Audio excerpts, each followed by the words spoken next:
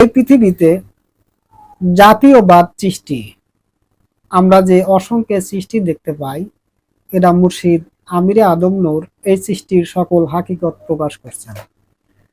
এই পৃথিবীর যত সৃষ্টি আমরা দেখি, এই আবাত্যবাদ খাকের ভিতরে, যেমন চার পায়া পশু এবং উদ্ভিদ, দুই পা পাখি এবং পানির ভিতরকার মাছ এবং উদ্ভিদ, এগুলো আমরা যত দেখতে পাই এই পৃথিবীর, আল্লাহ পাক নাবা দেওয়া হয়েছে। আল্লাহ পাকই সেই সৃষ্টির অবতার করছেন, এই পৃথিবীতে প্রকাশ করছেন।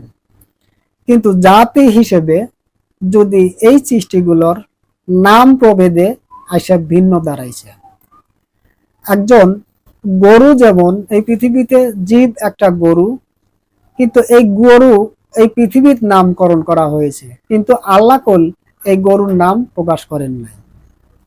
এই পৃথিবীতে এই মানুষই এই গরুর নামকরণ করছে, একটা উদ্ভিদের নামকরণ করছে এবং একটা মাছের নামকরণ করছে, একটা পাখির নামকরণ করছে এবং এই গাছেরও নামকরণ করছে এই কিছু শব্দের উপরে, এই বাকের উপরে এবং সুরতের উপরে এবং ফলের গুণের উপরে এবং কিছু কিছু লতা পাতা গাছের উপকার হিসেবে উপকারের উপরে এই লতা পাতারও নাম রাখা হয়েছে। আর এই নামকরণ করা হয়েছে মানুষই এই নামকরণ করছেন, কারণ এর সত্য যে নাম, হাকিকতে যে নাম, ওই নামে কল প্রকাশ করা হয় নাই, আর ওই নামে ডাকাও হয় নাই। নাকি ডাকা হয়?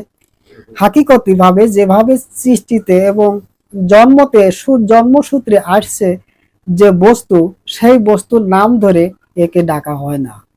কিন্তু প্রকাশ যে একটা গরু, যে সত্যের উপরে, যাহার উপরে গরু এই পৃথিবীতে আসলো, যে জীবনের উপরে, সেই জীবনের নাম ধরে ডাকা হয় না। কিন্তু ওই জীবনের যে রব এবং বাক, সেই বাকের উপরে বলল এটা গরু, এই বাকের উপরেই বলল এটা ছাগল, এবং ফলের গুণের উপরেই বলল এটা আম গাছ।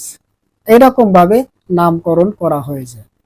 তাহলে এই পৃথিবীতে চেনা এবং জানার কারণেও, বোঝার জন্য এই নামকরণগুলো আমাদের মাঝে আসছে। আর এর থিওরি, এর সত্য থিওরি এবং সত্য হাকিকত, এটা পাক কোরআনের ভিতরেও আছে। এরা পাক কোরআনের ভিতরেও আছে। এরা অবশ্যই সেই জ্ঞানীদের জন্যই এটা প্রকাশ। এরা জ্ঞানীরাই এরা বুঝতে পারে, আর সেই জ্ঞানীরাই এগুলো প্রকাশে নিয়ে আসছে।